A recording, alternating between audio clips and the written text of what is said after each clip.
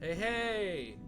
I completely forgot I was doing this today, and I've been working on scanning in some DCAU magazines that I got from the UK that were never released in America. So, last second, but we're here, we're doing it. We're doing chapter 2 of Batman: The Rise of Sin Tzu. I think because of how long the chapters are and like how hard it is to go back through them afterward and you know, get the notes. I think we'll do the notes as we go this time. But you know, it's gonna be a lot of fun. We're gonna read through chapter 2. I think where we last left off at chapter 1 was what Alfred was grabbing Bruce Wayne from the party that they were at. They went to Crime Alley so that he could leave roses for his parents and all that. So, you know, we're gonna jump right into it. We are at the perspective of Freddie Galen, the Stonegate inmate, at 11:59 p.m. Yes, glue. So yeah, let's go ahead, jump into it, and I guess what we'll do is we'll take the notes like every 2 pages, you know, whenever I have to flip the page. I'm ready. It's almost time. It's gonna happen here now, and I'm ready. I'm so totally ready. I just hope I don't see the Batman. That's what I'm thinking as I press against the bars of my cell waiting. I don't think I've ever heard the prison this frickin' quiet. The guards, seconds from being relieved at shift change, have stopped pacing and are all standing on the Broadway as close to their locker room as they can get. The Broadway is what we call the first floor of the tier, the wide strip we come and go on, marching to and from the yard. No doubt they's dreaming about what they're gonna do when they get home. Honeys to kiss, dinners to eat, nice private toilets where ain't nobody bothering them till they's done with their sports section. Meanwhile, me and 1,488 other inmates, we're holding our breaths. Most of us are watching the big clocks over the common area, but a few look to be straining their ears to hear the clock tower out across the rip in Old Gotham. My cellie's on his bunk, staring at the floor, breathing hard through his nose. We just passed count, and so far everything's going according to plan. Not our plan, though. This other guy, Sin Tzu, is orchestrating the whole kettle of fish from Arkham. Normally, we wouldn't pay no never mind to no dent from the ding wing, but this Sin Tzu's guy's different. I ain't never actually met him, but I feel like I know him. You know what I mean? The first time I heard about this plan from Sean McNally out in the yard, I knew it was a winner. It sounds crazy, I know, but I felt like this Sin Tzu guy must really care about us. Me, especially. I just get this feeling that he believes in me. Now that I think about it, maybe I have met him. I feel like I know the sound of his voice, and plus which, there ain't no... this is so difficult to read. They're doing like so many forced contractions and everything. But it is what it is. And plus which, there ain't no way he could have worked this all out if he hadn't been on the inside at some point. I mean, he's even got it so when we leave, we go out through separate tunnels. Makes it harder for the guards to follow us, sure, but more important, it keeps us from sticking each other. Anyway, no matter what he thinks us, believe you me, he knows this prison. Sin Tzu's a frickin' genius, is all there is to it. And this thing, this plan, I don't see how it can go wrong. I just hope I don't see the Batman, I say out loud. Jimmy looks up at me from the bottom bunk with a scowl. Don't even say that, Galen. Think positive and shut up, will ya? You're making me nuts. I'm just saying. I say, and then I do what Jimmy says, and I shut up. Not because Jimmy said to, mind you, but because it's close now. Real close. Okay, so from this page, we've got well, hey, Penny, down there at my feet. What are you doing? So from these pages, we've got a couple characters. We've got Freddie Galen. Who is it? There was... What's his name? Where'd it go? Not Sin Tzu. Sin Tzu's the guy that talked to him out in the stone yard. Shoot, I'm already having trouble. That's fine. We'll just... Jimmy is Freddy's cellmate. How did I lose it so quickly? Sean McNally, there it is, because the name was on 2 separate lines and I was looking for the same line with multiple caps. Let's see. Location. Let's see, we've got the clock tower as mentioned again. I'm pretty sure we've found that already. Showing all my email address, which I never check anyway. Yeah, so we've got the clock tower already. We've got something called the Rip in Old Gotham. I don't know what specifically that means, but it is what it is. And we had that it is what, 11:59 p.m. and we've heard about Stonegate and Arkham before, so I'm not worried about any of that.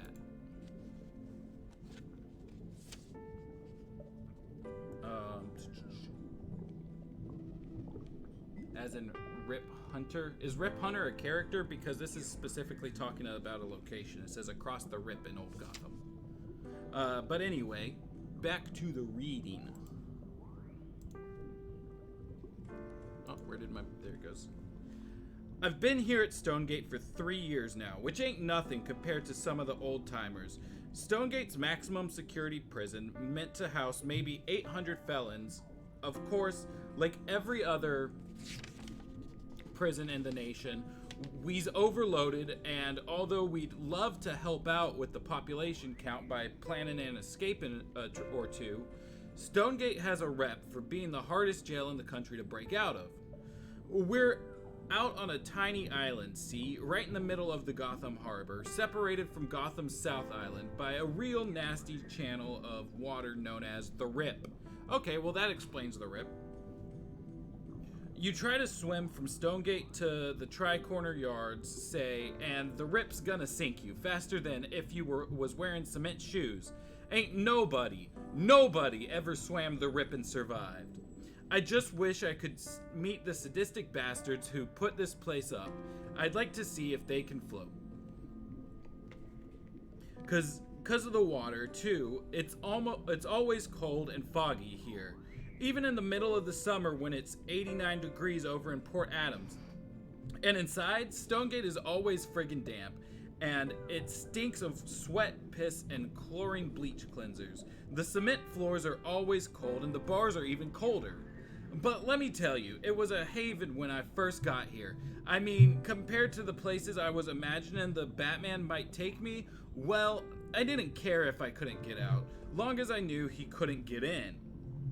Truth is, I shouldn't even be in here. Nah, don't laugh, I'm serious. The burglary was Sean's idea. I was just along for the ride. Normally, I don't go in for stuff. I mean, yeah, I'll roll a suit every now and then, or maybe shoplift a little. Just the stuff you've gotta do to get by in the Bow. That's what we call the Bowery where I'm from, you know? But I don't even got my own gun. I had to borrow one of Sean's. Anyway, that week, my mother, Lord Lover, had kicked me out of the house again, and Tommy Haley had slashed 2 of the tires on the Camaro I was fixing up for Dave Callahan. So I really needed the cash, and I figured I'd be doing Sean a favor to boot. Sean's kinda like the leader of our little group. I mean, we ain't no gang or nothing, but we've all known each other since grade school, and everything we've all known each other since grade school and everything. And Sean, he's always been the glue that holds us all together. Like the smartest and the best looking and a favorite with all the nuns in school. Not to mention the guy who could always score beers, even when we was 15. And the guy who would always ask his girls if they had friends or sisters for the rest of us. Dang, I got fire sirens going on outside my window, but it's hot in here and I don't have a ceiling fan, so we're gonna deal with it. So he's got a place all cased out. Vaughn's video on the corner of Bowman and 93rd. We've got Dylan Fitz behind the wheel of Sean's Thunderbird with the motor running, and we just walk right into Vaughn's waving our guns and shouting for everybody to get down. Sean told me not to say nothing much, but I get kinda caught up in the adrenaline and everything when we first get in there, so I'm actually doing a really good job of getting everyone who ain't behind the counter onto their stomachs on the itchy green cut pile carpet. It's kinda a rush, really, how people listen to you when you got a gun. Sean's working the employees, getting them to open the cash register and cash registers and safe, and I'm taking wallets off of the customers. Everything's going just like Sean said it would, until all of a sudden the lights cut out just like that, plummeting us into total complete frickin' darkness. "Freddy, what the hell?" Sean yells back to me. I'm in the romance section pulling a couple Jacksons out of some lady's purse. "I didn't do it," I yell back, and then I hear a snap. And that kind of sounds like Sean moaning, and then a loud thud, like a body hitting the floor. "Sean?" I drop the purse and the money and start pointing my gun every which way, squinting in the dark, though I can't see nothing, not a goddamn thing. There's a lot of cursing in this book. I mean, not a lot, but like we got bastards and goddamn just back to back. So let's see, we got, let me insert a couple rows below so that it stays uniform, kind of. So we've got that Freddie Galen's been in Stonegate for 3 years, yeah? Yeah.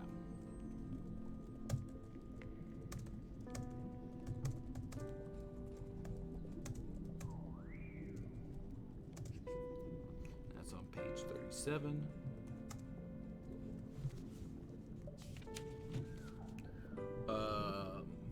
And then let's see. Yeah, so the rip was part of, I'm curious, I'd in the non-canon, double check Stonegate's location.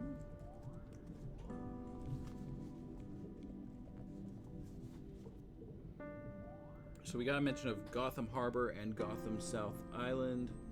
Have we had those before? They keep throwing locations at us. So no, haven't gotten the harbor. How about South Island? I thought we had that last time. I guess not. Either that or it was one of the things I missed from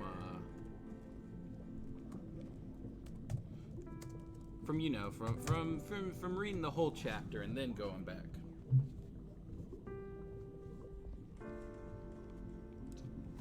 Let's see, it's interesting that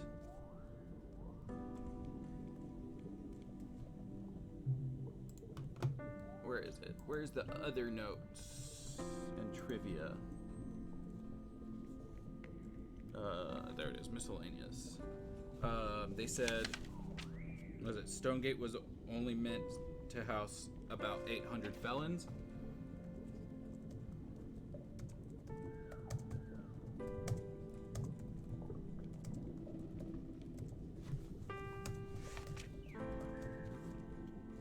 But currently they were at, what was it, 1,000 something? 1,488.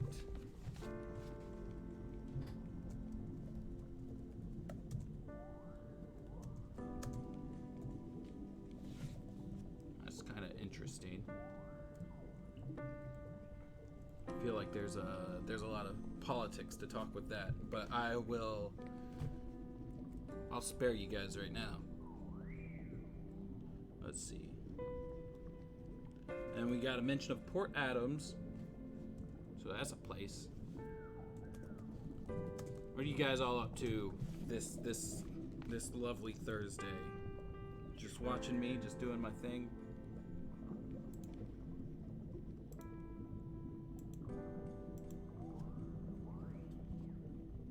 Let's see. And then we got... Did we have the Bowery last chapter? Okay, we've had the Bowery. See, Sean's idea. We get a little bit of flashback to 3 years ago.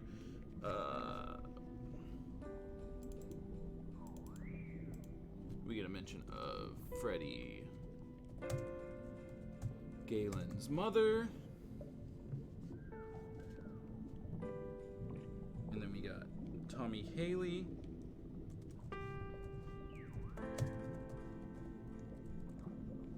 a Camaro,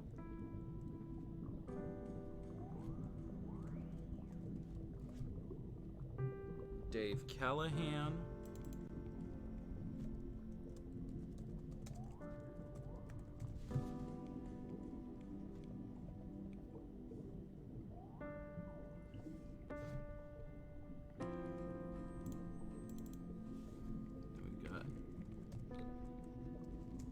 Vaughn's video, which is on the corner of Bowman and 93rd.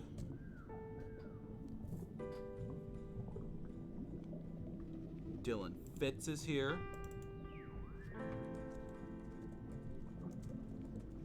You know, just a bunch of people we've never heard of before. And they've got a Thunderbird.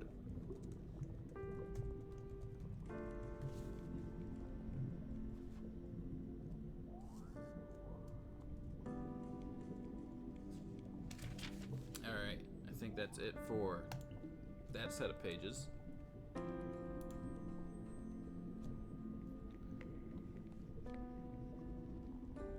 I don't know what the Ghost of Tsushima live stream is. I've never heard those words in that order before. I may have never even heard the word Tsushima before. Did I switch the page? Yeah. Okay.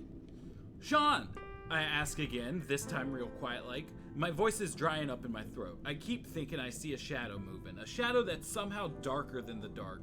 Shaking a little. I spin around and point the gun behind me, and then it's not in my hands anymore. It's just gone. I'm still trying to figure out how my hands got empty when I see these two eyes. White slits narrowing, like eyes you'd see on a devil in a nightmare or something. Sean? I whisper, though I know it ain't Sean.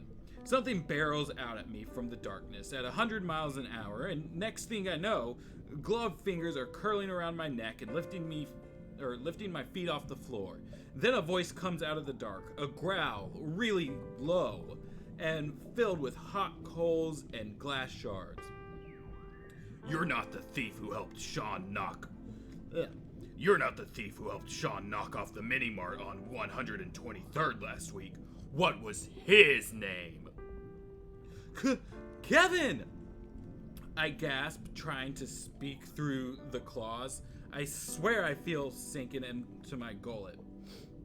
It's all I can do to keep from peeing right there. Kevin McNally! Sean's cousin! And then he lets go of me, and my knees are too weak to help when my feet hit the floor again. So I crumple down to my butt like my legs are made of jelly. A cop light flashes outside, red and then blue. And that's when I really see him. He's at least 8 feet tall, and his head is actually the head of a bat, with spiky ears and everything. He turns toward me, the flashing light, and He turns toward the flashing light, and I can see that he has wings too, and a giant bat clinging to his chest like some kind of freakish pet. And then he disappears, and I mean like vanishes right into thin air, like they say Dracula can do. By the time the cops turned the lights back on, I had peed. right there on the itchy green cut pile carpet. I got 6 years and Sean got 10. The Batman even got Fitz out in the car and Kevin right in the middle of his date with Brenda McGillicuddy. I've heard a lot of these last names before, and I think they're references to something. Anyhow, that's history. Right now, the big hand's lined up against the little one on the big clock they got out on the Broadway. The guards move towards their lockers, and though it's only the faintest echo from here, out there in the city, we can just barely hear that big clock tower counting down. Bong! Jimmy jumps up from the bunk and joins me by the cell door. Bong! I pat my jumpsuit pockets, double checking the essentials. Bong!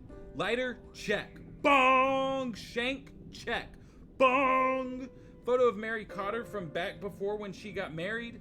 Check. Bong! Down on the Broadway, Castillo unlocks Sean's box. This Sin guy must have paid him a pretty penny. Castillo's been the warden's pet CO for as long as I can remember. But now he's helping us along like he's just one of the boys.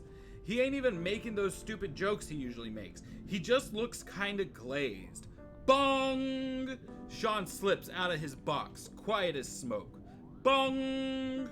Castillo moves up to keep 6. Keep watch, that is. I wish I had a Pop-Tart. Okay, so what do we got? We got a couple folks here.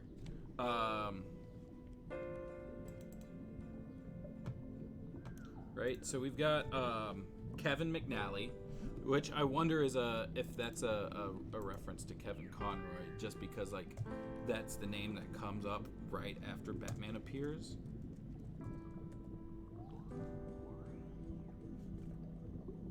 Let's see, we had Dracula's mentioned. Get that out the way. Yeah, okay, that's right.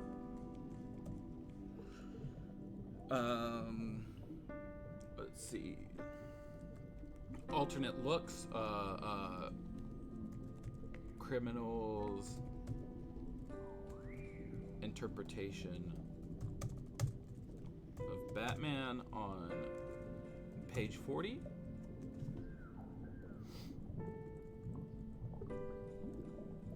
And then we had, let's see, Mini Mart on 123rd.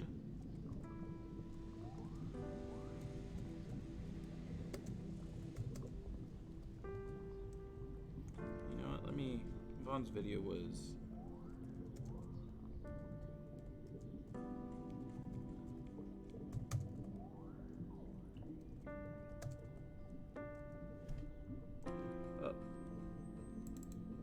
space there. So let's see, I said we had Kevin, and then we had Brenda McGillicuddy,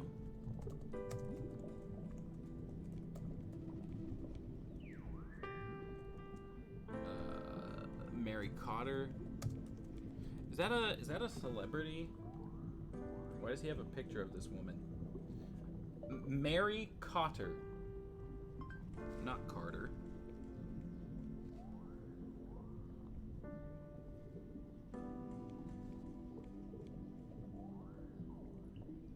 I got a Mary Cotter who's published in Psychology Today. Then we got Castillo.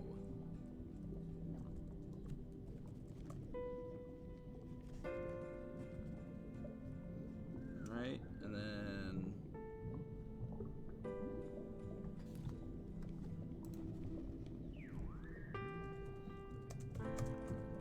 Sean and Kevin robbed a mini mart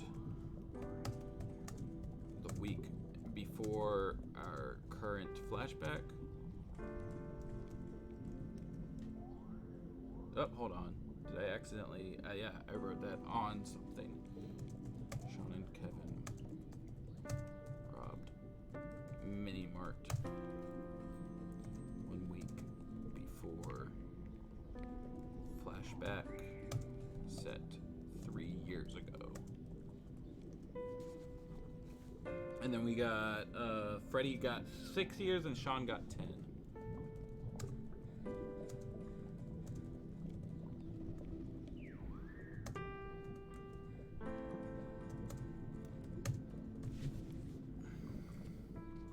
I believe that's it for those pages, so let's flip the page.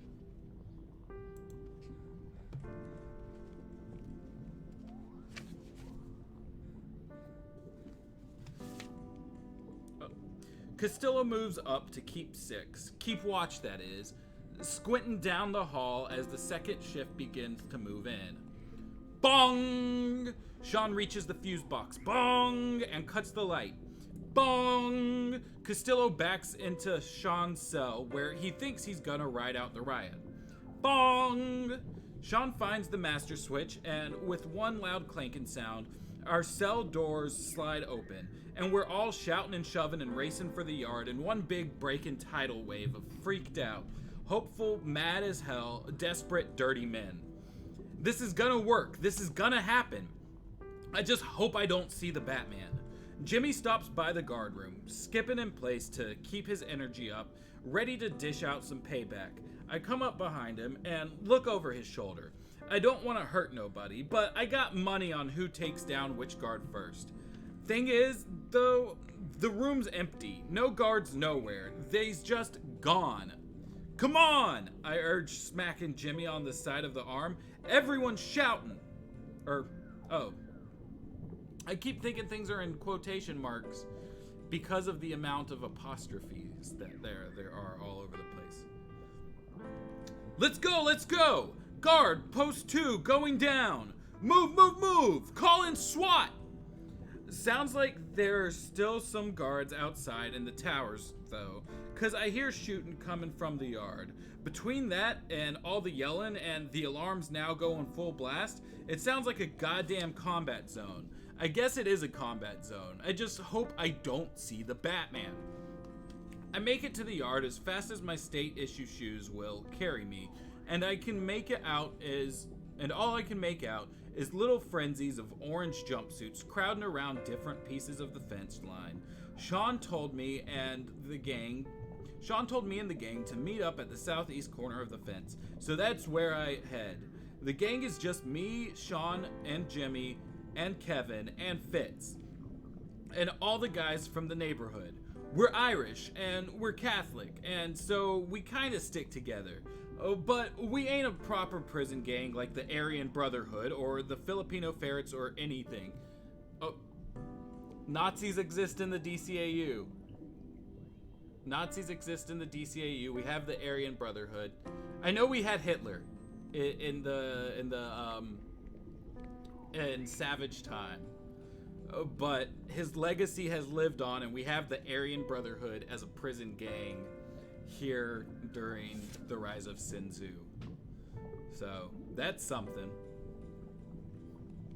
We don't even got tats. I mean, yeah, Sean and Kevin both have some ink, and once Sean got in, Fitz got a 13.5 on his arm.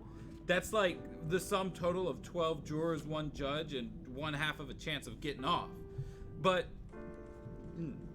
we don't all have the same tats, is what I mean. I look over my shoulder while Fitz finishes cutting through the fence with the wire clippers Sin Tzu somehow left buried and waiting by the fence. The electrical wires ain't a problem. Excuse me. I think I need a glass of water. The electrical wires ain't a problem no more now that the lights are out, and I see Nation, Hobbs, and Rezo climbing guard tower 3 like they've been training to do it their whole lives. The tower's taking shots though, and I don't want to wait to see who falls. As I shove my way up to the fence, I feel like I gotta pee real bad. That's when Fitz steps back with a grin and I can see the hole. Can I just say, God bless America? This is capitalism in action, am I right? Supply and demand, and like, we demand to get the hell out of here and send supplies. It is a beautiful frickin' night. I start dreaming about what I'm gonna do first. Find a honey to kiss, grab a hot dinner, find a nice private toilet where ain't nobody gonna be bothering me till I get done with the sports section. You know what would really hit the spot? One of them steaks you can get at O'Neill's with the big pile of mashed potatoes on the side, smothered in gravy. Yeah, that and a nice tumbler full of scotch and a pack and real coffee. Oh man, I can taste it already. Alright, so we've got SWAT. We've got the Aryan Brotherhood. I should probably be putting that these are all mentioned. And they haven't actually been seen.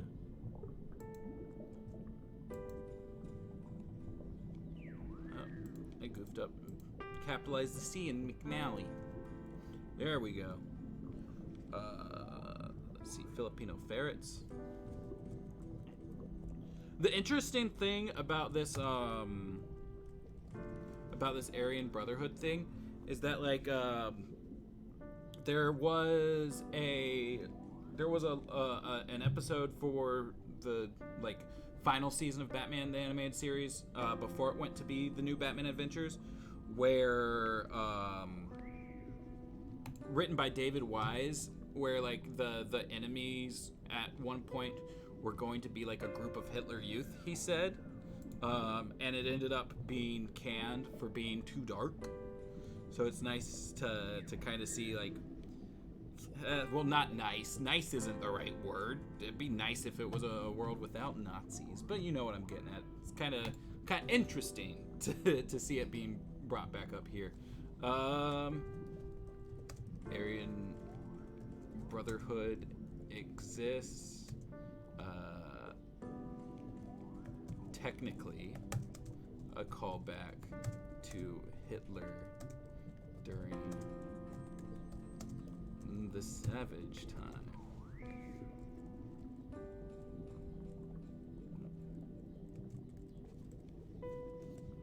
Alright, so there's that. These prisoners like capitalism for some reason, so that's a thing.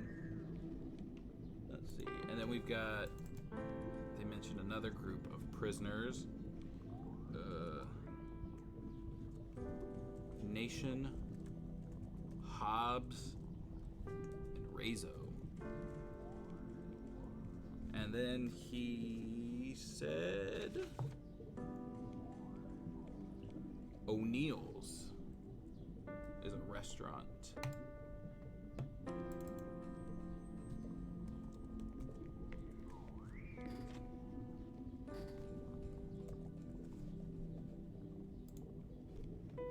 Alright, I think that's it for those pages. Moving on! Denny O'Neil reference. Yeah, that's probably absolutely correct. Nazis are card-carrying capitalists, a match made in hell. Well, the guy who's praising capitalism isn't a Nazi, so there's that at least. He probably thinks that the Nazis are socialists. Let's see. Some of the guys have been talking about revenge, but I don't feel that way. You know, they got their lists of people they think set them up. Everyone from cousins to jurors to cops who testified against them. Not my thing, though. I mean, don't get me wrong, I can't stay another day in this godforsaken hole, and I could practically kill Sean for dragging me into that video store. But the other thing is that I've been in Gotham my whole life, and I know how it goes. There's certain people that just been born to be locked up. If we hadn't gotten caught at the video store, it would have been something else. America ain't got no use for us. We're a dime a dozen. I got a cousin over in Burnley, what became a cop. My sister Tara's got 2 kids and ain't never been in no trouble. And my ma, of course, is a saint. But damn near everyone else in my family's seen the inside of the joint. If I'm mad at anyone, I'm mad at Gotham. I want to get some money in my pocket, some food in my stomach, and then show this town what a real frickin' criminal can do. Because that is what happens when you spend punk-ass delinquents, or when you send punk-ass delinquents to jail. You know, we become proper frickin' lawbreakers. Now I'm pushing my way through the hole. We're going kind of single file like, since it's a little low, and you gotta crouch or you'll rip your back up on the fence. And there, just 30 feet ahead, are some boats lined up to take us across the rip. Like I said earlier, Stonegate's built a little like Alcatraz. What with it being on an island and all, there's a land bridge too, and that's what most of the big prison gangs are using. But Sean volunteered. Good job, Robin. Well, hey, thanks for following. There's a land bridge too, and that's what most of the big prison gangs are using. But Sean volunteered us to be one of the little groups that takes a boat. Hey! Kevin catches up with me and Jimmy from behind, and we head down the slope to the boat together. Look! He says, pointing straight up at the sky. No moon. Bet Sin Tzu picked this night special just 'cause of that. You better believe it, says Jimmy. They ain't nothing he's said so far that hasn't been on the up and up. I mean, look at this. Jimmy motions to the waiting boat, which Sean is already standing in. You talked to him? To Sin Tzu? I asked Jimmy. I mean, yourself? Yeah, sure, says Jimmy. And then he shivers and rubs his arms as the harbor spray kisses his skin. I'm cold too, but I'm loving it. It's freedom cold, not turnkeys in a pissy mood cutting our heat cold. Well, I mean, no, not directly, but Jimmy looks confused for a sec and then turns to Sean. You talked to him, right, Shawnee? Just get in the boat, says Sean, though he's grinning. What you gonna do first? I ask Jimmy as he helps me climb on board. Sean's already pulling at the motor. It's all about the money, Freddy. I hear ya. Got a good point there. Gonna need funds. Maybe I'll revise my plans a little, roll a few civilians, and then head over to O'Neill's. Forget that, says Fitz scowling. Money later. First I want to spill the blood. I got some serious payback coming. You and me both, brother, Sean agrees, guiding our boat out into the rip. Water laps against the sides. It's just the 5 of us on this thing. And as we start out, a strange tension settles over us. It's wicked dark, and we're caught between 2 worlds here. Something goes wrong. We're all back where we started, but worse. We make it to that other shore, though coming right in by Port Adams and the financial district. Well, all we gotta do is lose the orange, and we're free men. Free. All right, so we got mentions of Freddy's family on those pages. Let's see, we already had his mom.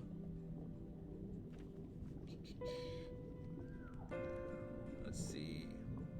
Freddy's cousin is a cop.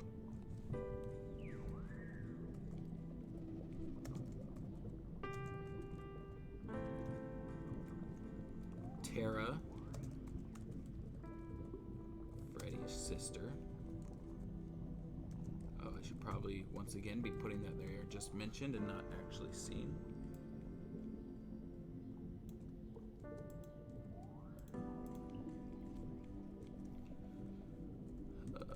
Tara's 2 kids. And we had a mention of Alcatraz. Is Alcatraz a real place, or is it just like a pop culture? I always forget. What's that?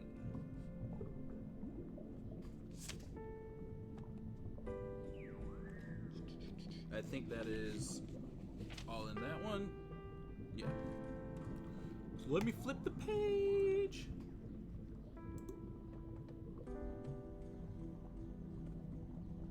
He's got a plan, though, right? For the Batman, I mean? This Sin guy, he's got a plan. The minute the name Batman escapes my big fat mouth, Fitz up by the stern almost jumps overboard. It ain't fair, us having a personal boogeyman like this. Those of us who've seen the Bat, well, we don't never want to see him again. I swear to God, Galen, Jimmy says to me through clenched teeth. You don't stop with the Batman crap, I'm gonna throw you right over. He does though, right? Asks Fitz, teeth chattering as he clutches the railing for dear life. The Sin guy, he has a plan for him, right?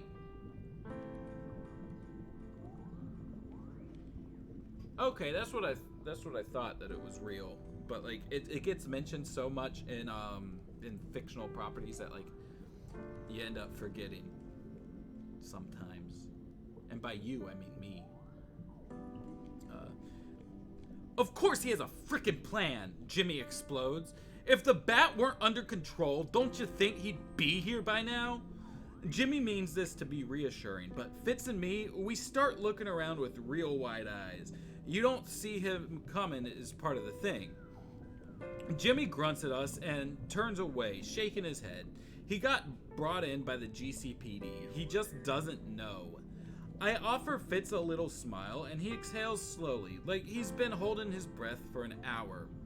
Screw Sin Tzu and screw the Batman, says Sean, glaring out across the water. Amen, says Kevin, cracking his knuckles. I'm serious, you two are major wusses, Sean laughs.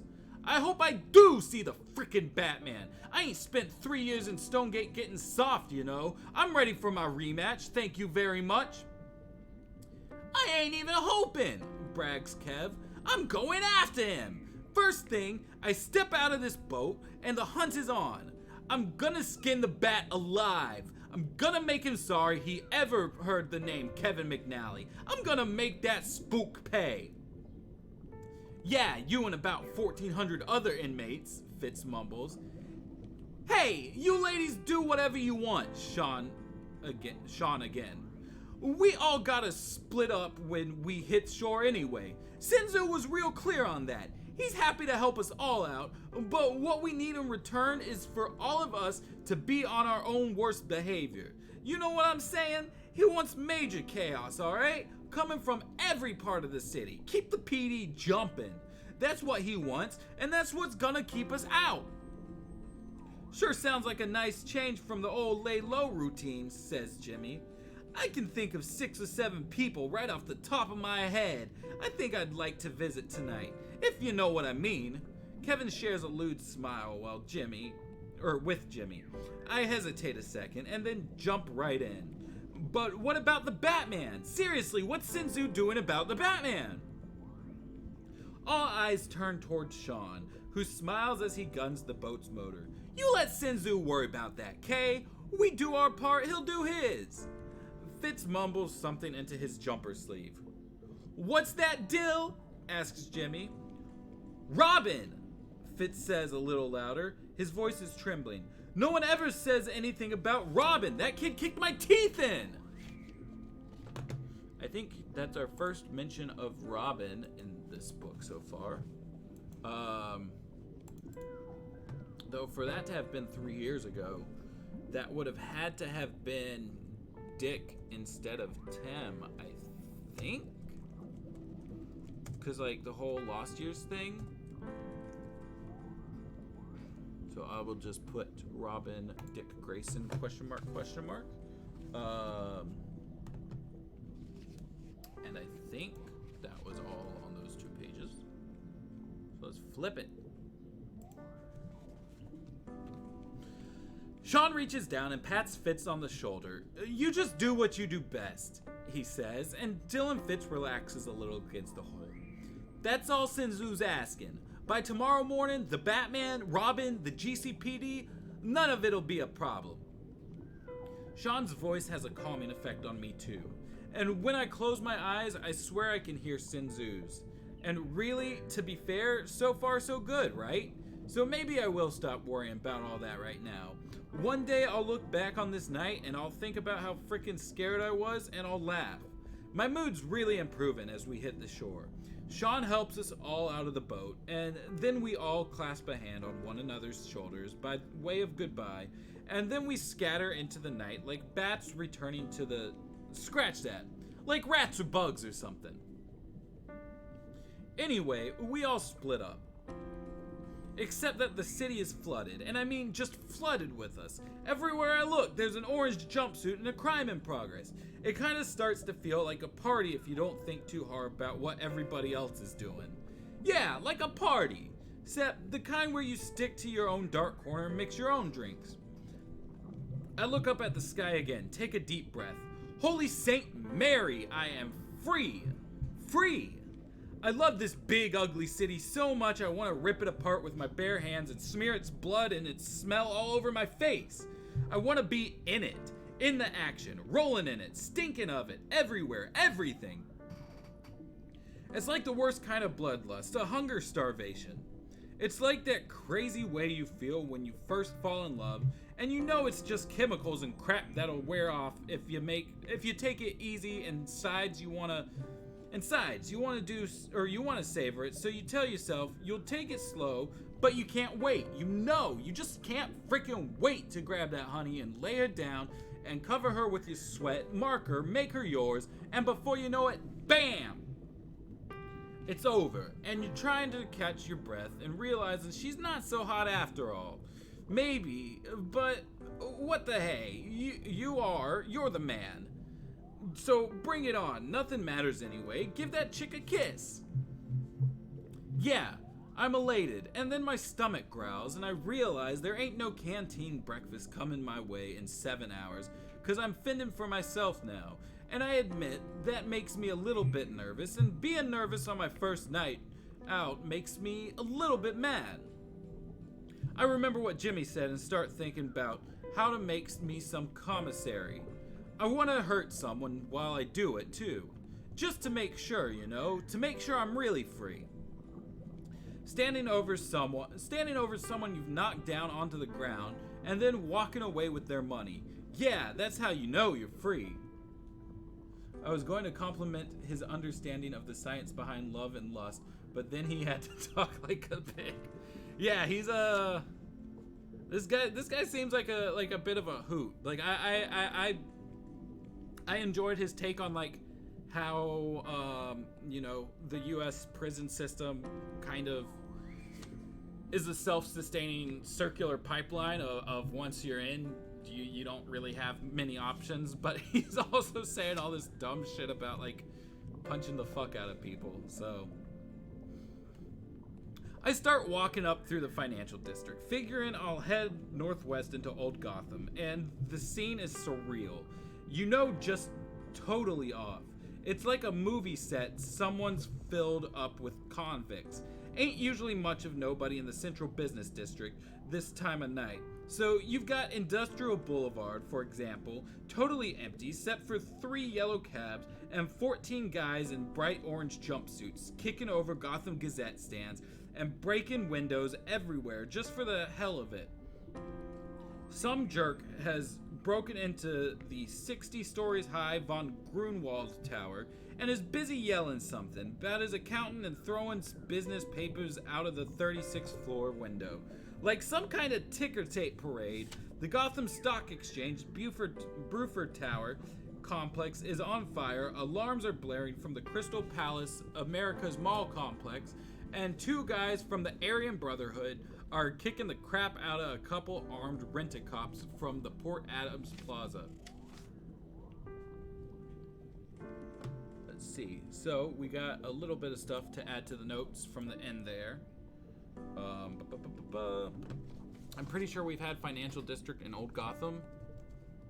Yeah, Financial District. Old Gotham. Yep. Okay.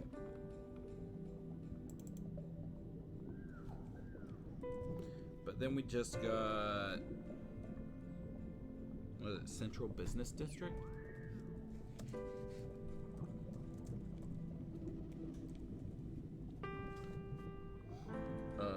Industrial Boulevard.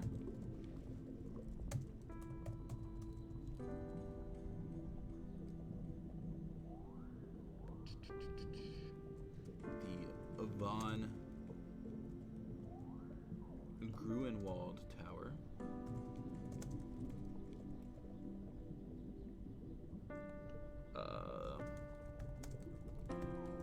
The Gotham Stock Exchange.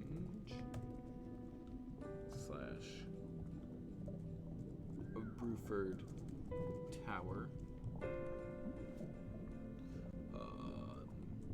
And then we got Crystal Palace / America's Mall.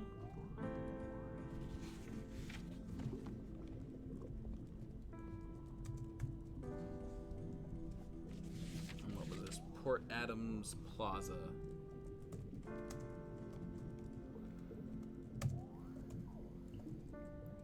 And then we had mention of the Gotham Gazette, which I will file under objects.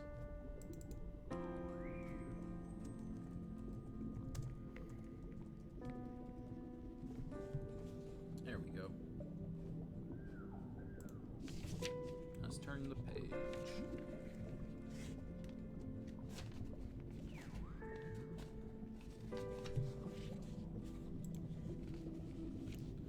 Ah, crap. I just realized the figure I was drawing is too big for the paper.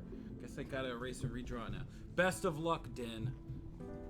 Or you could just, you could put a second piece of paper and have it on 2 different sheets. I'm thinking about stealing some clothes before I cross Commerce Street, knowing that the Gotham City Police Department headquarters are right there at the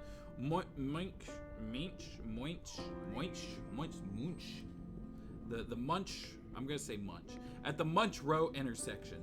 But Commerce is such a carnival scene. When I get there, I end up not even bothering.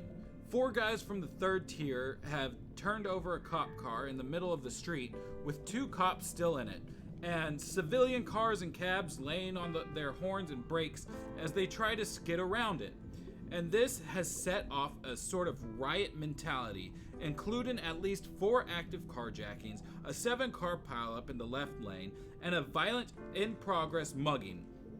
I figure if I move fast, nobody will even notice me, and I might make it into the heart of old Gotham before that part of the city's at war too.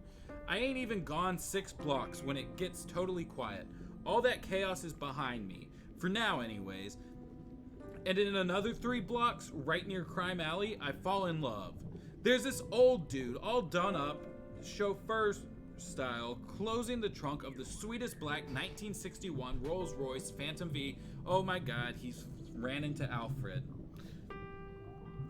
Closing up the trunk of the sweetest black 1961 Rolls-Royce Phantom V limo you ever did see. I could tell this baby's all original with the shining cream top, that enormous 3,683 millimeter wheelbase, black leather interior in the front, creamy beige in back, walnut cocktail cabinet with TV on the dash, the works. Looks like someone spit polished it too, lovingly waxing it for hours till it shined like a disco ball. Now that would start to make up for 3 years in Stonegate. The guy's got a prissy little pencil-thin mustache hovering oh so properly over a bland frown and sunken cheeks that probably make him look tired, even when he's not. His eyes are alert, but he's low-lidded, adding to the overall drowsy effect. He ain't asleep on the job, though. Guy's standing so straight, you could use him as a yardstick. And like I said, he's all done up chauffeur style, complete with the double-breasted waistcoat, stiff black boots, and 8-point cap. Now I ain't dumb or nothing. I know the car ain't his, but the kind of rich dudes who have chauffeurs still give tips in $50 bills and expect their servants to grab them things like expensive smokes and liquor. So I'm willing to bet that Mr. Rolls-Royce here has some pocket lettuce worth pilfering. Plus, there might be a nice long coat in the back that'll cover my jumper. And oh sweet Jesus, that car. It's really interesting that this guy wants to like have his jumper covered up, or just not be wearing it at all, because we've got, you know, close to 1,500 inmates just like attacking people in Gotham right now, and this guy's like, let me get rid of the thing that signifies that I'm one of them. You know, he's gonna get attacked. Of course, that is if Batman doesn't get him first. I watch him from across the street for a minute and don't see anything to dissuade me. can't even figure out what the hell he's doing there. Unless his boss is slumming it in Crime Alley, I can't think of a single event down here that would warrant this kind of display. And the place is deserted, just absolutely quiet. He's the only sign of human life on the street. So I move in fast and direct, like just walking quickly across the narrow street and right up to him. "Hey, Jeeves!" I say to make him turn towards me. He raises like 1/4 of one eyebrow, but otherwise doesn't move a friggin' muscle. So I figure I'll just take him out fast and get this over with. I raise my right to clock him, and then he grabs my arm and the world flips upside down, and I'm on my back on the pavement. What the hell's going on here? I roll back up onto my feet and stand up in front of him, panting a little bit from the shock as much as from the exertion. "Wanna play rough, do ya?" I ask him, and I think, though I ain't totally sure, that he smiles. He can frickin' laugh in my face. Ain't gonna stop me from beating him silly and taking that car. So, let's see. We had a couple places mentioned.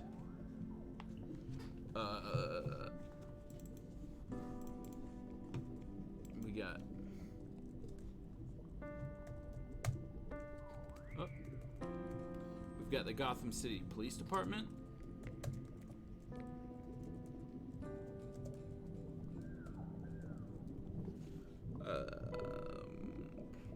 Oh, their headquarters.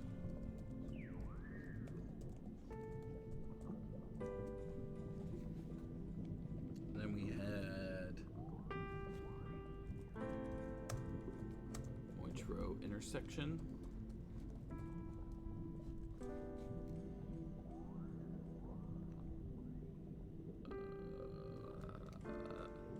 Was that it? I think. Yeah, and then we got Crime Alley, which we've already had. Oh, we've got that Alfred's Rolls, or I guess Bruce's Rolls Royce. Is from 1961. So there's that.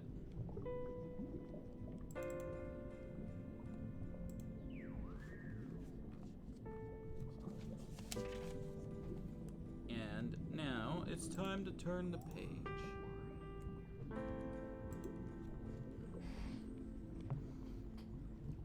I step in for a left hook. This has taken Manny Vincent down in the showers more than once. You know, and Jeeves here just steps off to one side so fast I don't even got no time to reposition myself. "I'm afraid your attire is entirely inappropriate for this side of town," he says to me in some phony British accent thing, to which I say, "Huh?" I look down and smooth out the jumpsuit. "Oh yeah, the prison rags." I smirk. "Well, this is the best I got right now." "I do know of a place at which that apparel would be quite fitting." "Yeah, on the other side of the rip, right?" "I don't think so, Jeeves." I lunge at him, just going for a full body tackle this time, planning to slam him over the car hood. Loath though I am to risk denting the baby, his back does touch the rolls, but then I feel his foot in my gut, and I go flying over him and the hood. I go flying over him and the hood, and land on my backside on the pavement. I must be way the hell out of practice. I see a beer bottle lying empty in the gutter, and I grab it as I get back up and toss it at him as fast as I can. Finally, a freaking reaction. He jumps to one side, away from the shattering shards, and I lunge at him again, this time knocking him off balance so that we're wrestling on the sidewalk by the Phantom. Some weird-looking cell phone type thing falls out of his inside jacket pocket, and as I glance at it out of the corner of my eye, he sticks 2 fingers under my jaw and into my throat so suddenly I can't breathe or nothing. I shove him off and roll away, scooping up the little piece of tech and shoving it in my hip pocket. For I look down the street as fast as I can go. What the hell are they teaching chauffeurs these days anyway? That guy must have been a goddamn secret agent or something. Honestly, if I'm that spry when I'm his age, I ain't gonna have no complaints. I don't stop running for 4 blocks, and then I duck into an alley to catch my breath and check my neck just to make sure I ain't bleeding or nothing. My mood's really going downhill till I remember the doodad I lifted off of Ninja Jeeves. I reach into my pocket and pull it out and look it over. I don't know, some kind of small mini TV maybe? Didn't know they made them that small. It kind of flips open if you push the button. Must do something. Well, I don't need... I hate how this guy talks. It's so hard to... Well, I don't need to know what it does to pawn it.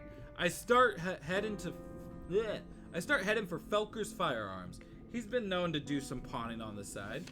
But right when I tuck it away again, something really freaking weird happens. The Batman's voice comes out of my pocket. Alfred, is everything all right? Okay, fine. So I jump, I spin around in the alley, and I ain't ashamed to tell you, I'm ready to burst into tears. Better than pissing myself, which I also almost do. This guy really likes to talk about peeing his pants. Ninja Jeeves is now Alfred's canonical superhero alias. Yes, I agree. I'm starting to have serious questions about my bladder control. I better see a doctor when I get some bank. It takes me a minute to realize that the voice came from that electronic gizmo. I pull the thing out of my pocket with shaking hands. Okay, now I'm asking for real. What the Jiminy Jack is this thing? Well, what you don't know can't hurt you quite so bad, right? So I hurl the frickin' thing as hard as I can out towards the street, and that's when a real ninja shows up out of nowhere and catches it just like that. Okay, so we got 2 more places mentioned. We had the Phantom.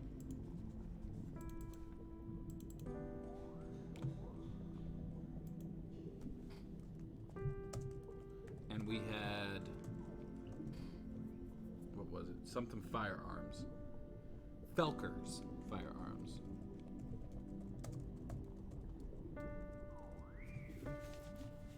I believe that's it for those pages. So time to turn it.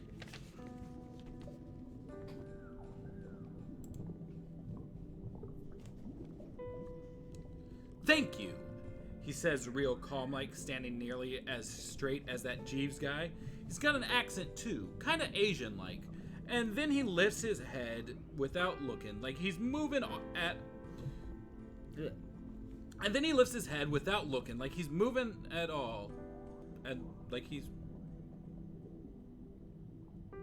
He lifts his head without looking, like he's moving at all. What is... Maybe like he's not moving at all? I don't know. And looks at me. No, past me. Holy crap! There's 2 more of them now standing behind me. Covered in black from head to toe, only their eyes at all visible. Kinda oriental looking, but not like no Gotham gang I ever seen. Is oriental, like, is that okay to say? I feel like society's progressed past that.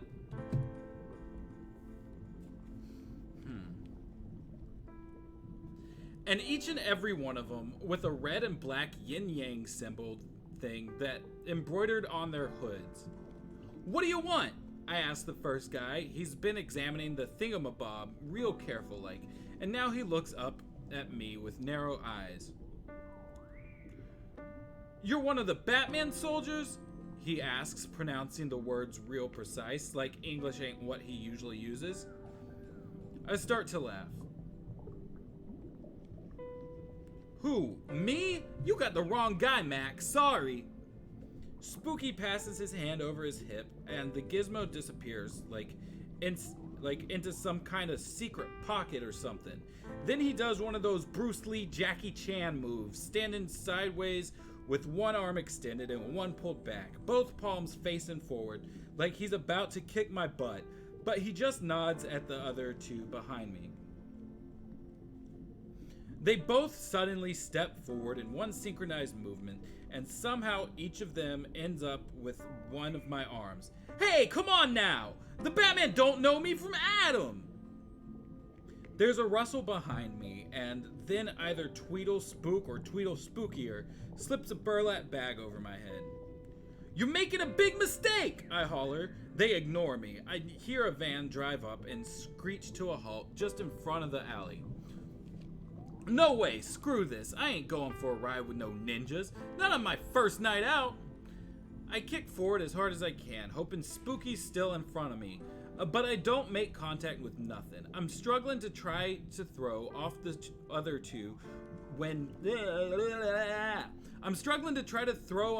two when what can only be the side of Spooky's gloved hand comes smashing into my stomach, doubling me over and making me feel sure I'm about to vomit. It's like that feeling you get when you exercise too hard, plus you've eaten way too much chili, plus someone hits you in the stomach with a lead ball. Next thing I know, my hands are tied, and with the bag still over my head so I can't see nothing, I'm on my knees in the back of the van, and off we go. And really, for at least 15 minutes, all I can think about is how bad my stomach hurts from that one karate chop. Obviously, I'm trying to figure out what went wrong here. These guys ain't correctional officers or GCPD, I'm pretty sure of that. Maybe they work for the Batman, and I should have said I do too. Nah, that don't make no sense. I seen the guys what work with the Bat, and they're always kind of flashy and wearing armor and all. No, these guys are something else all over again, and I don't know what to do about it, except go along and hope for the best. The van stops after about 30 minutes. We're all the way on the other side of town, or maybe out of Gotham altogether. The back door is open and someone climbs in and pulls me out. I still can't see nothing but the inside of the bag over my head, plus which I can still feel my stomach throbbing, so I don't struggle too much. We walk down a linoleum hall. I can hear it squeaking under my shoes and go through a bunch of doors and finally stop. I hear Spooky number 1 just in front of me and to my right. So now we've got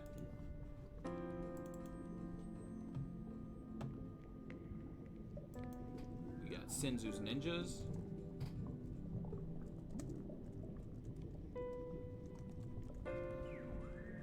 Bruce Lee is mentioned.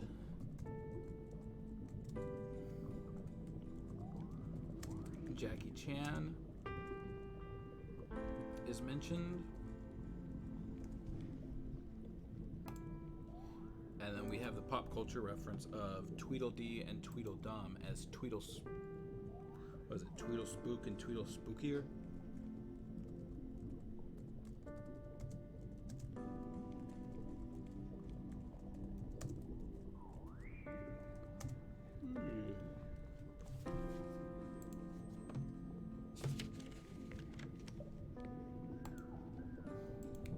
Now the next page.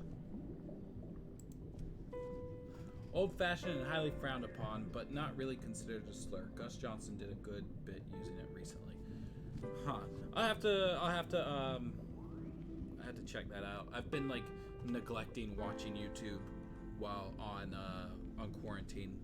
Mostly been TV and college and Watchtower database stuff. Let's see. Which I actually goofed and saw the wrong due date on a college quiz, and now I didn't do a college quiz, and I'm going to fail my class. He starts to say something in Chinese or something, and then I hear someone snap his fingers, and he starts over again in English. I guess his boss wants to make sure I'm getting all this loud and clear. "We found one of Batman's soldiers," he says. "He was carrying this." Right at that same time, someone behind me rips the bag off from over my head, and fluorescent light slams into my eyeballs.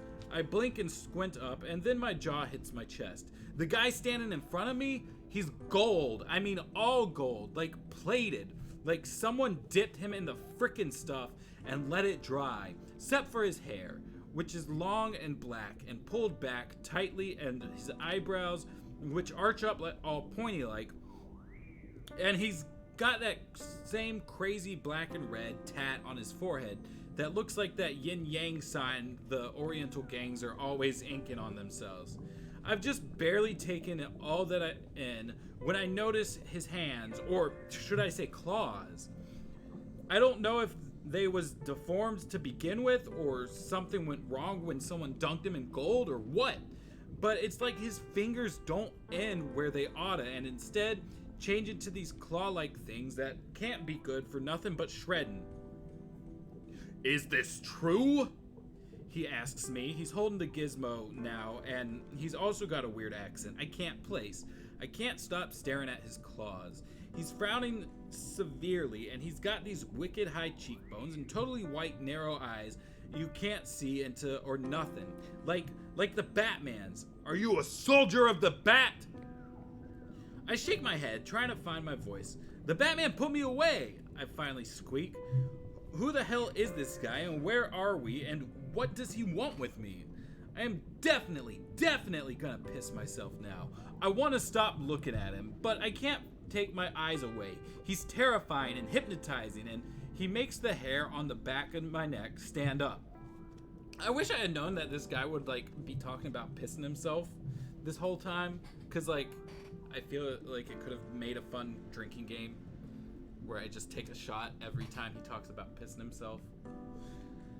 But I digress. He's terrifying and hypnotizing, and he makes the hair on the back of my neck stand up. Something's really wrong with him. Like he's there, but he ain't. Like negative space in a picture, you know? The shadow instead of the thing. I got the doohickey off some chauffeur guy in old Gotham. I don't know where he got it. The hailing frequency was open, says Spooky number 1, like that proves something. The gold guy nods. Jesus, he's even wearing armor of some kind. No, I don't want to restart my PC. I'm in the middle of something, PC. Do that later. Where was I?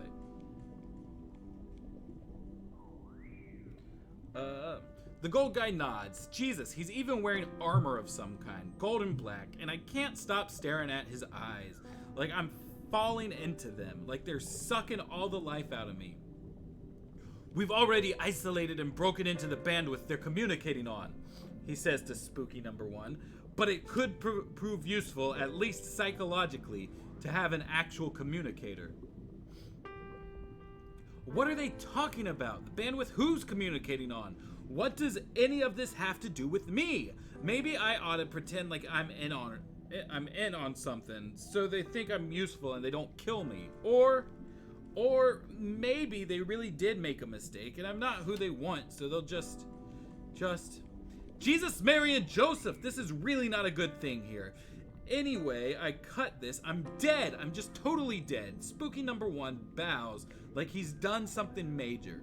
I serve at your pleasure, Sin Tzu, he says. Sin Tzu? Sin Tzu!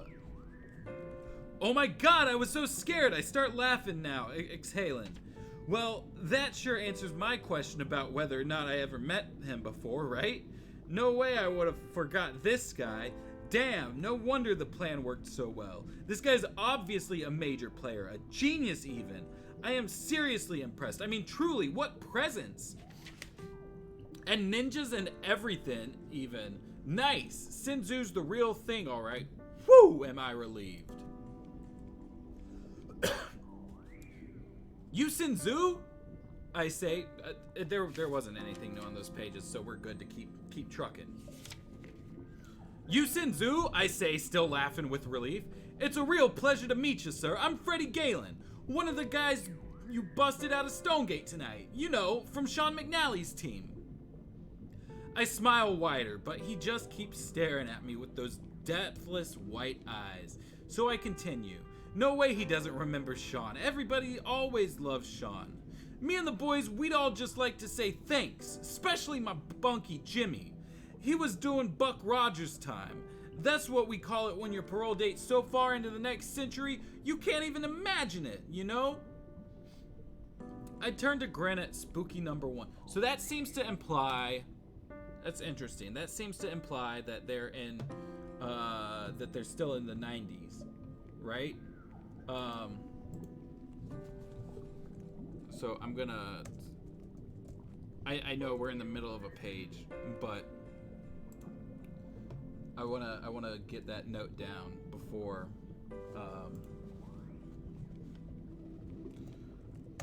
Before I forget. Buck Rogers time equals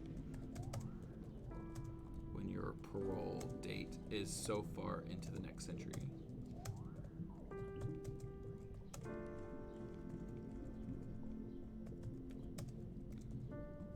Which, that's interesting to note because this book was written in 2003. I mean, I guess like sometimes some people could be serving like multiple life sentences, but I don't know. I think this interpretation makes more sense. That is a pop culture reference. All right, where were we? Buck Rogers time. I turned a grin at Spooky number 1, but he ain't smiling neither. Yeah, so he was real happy to get out of there, I tell you what. The laugh finally dies on my lips, though I try to keep up a smile. Something ain't right. Sin is looking right through me, and he ain't smiling back. Spooky number 1 has straightened up, and Sin speaks his next words right to him. However, he says, picking up from what he said last, like I didn't say nothing in between, I doubt this cringing, idiotic menial is working under a general as great as the Batman. I would expect our enemy soldiers to be far more loyal and astute. Spooky number 1 nods. How'd we get back to the Batman stuff? I thought we had that all cleared up. Yeah, I told you, I stammer. I don't work for the Batman. That's funny, really, you know? I try a little laugh again, but it dries up in my throat. That'd be like, you working for, I don't know, like, who's your worst nightmare? Like, the cops or something, right? What would you like me to do with him, sir? Asks Spooky number 1. Behind me, Tweedle Spookier grabs my arm again, like he's about to take me somewhere. Sin Tzu waves a hand real dismissive like, already turning away his attention on the chauffeur's communica whatever. Kill him, he says, absolutely calm, like he says it all the time. Whoa, now hold up! How did this all get so freaking out of hand? Wait a minute, I say to Sin. You're joking, right? Tweedle Spooky starts pulling me out of the room as Spooky number 1 turns to me with a slight smile and a glint in his eyes. Sin, man, buddy, listen. I ain't no problem to you. I'm into this, honest. Tweedle Spookier starts dragging me to the door as I struggle and shout after Sin Tzu, who's got his back to me now, wicked indifferent. Whatever you're trying to do here, take over Gotham, right? Yeah, I know this city pretty good. Maybe I could help you, you know? Maps or something, or Sin, Mr. Zoo? Tweedle Spookier tosses me the rest of the way out of the door while Spooky number 1 pulls out some kind of sword from a sheath on his belt. The fluorescent light glints off of the blade. Nah, this ain't happening. Aw, man, please, I ain't ready for this. I just ain't ready. I want to see the Batman. He don't let nobody die. He's always on top of his game. So maybe he's already here. Maybe he's about to jump out of one of these corners and just beat the living daylights out of these guys. And then Sin Tzu will tear him apart with those horrible dead gold claws and still come after me when he's done. And rip my heart out of my chest without even blinking and, please God, how can there be something scarier than the Batman? And that's the end of chapter 2. So, I guess Freddy is dead. And that's the end of that. Oh, that got a little heavy there towards the end. But it just stops. You know? Like the last page had one sentence on it.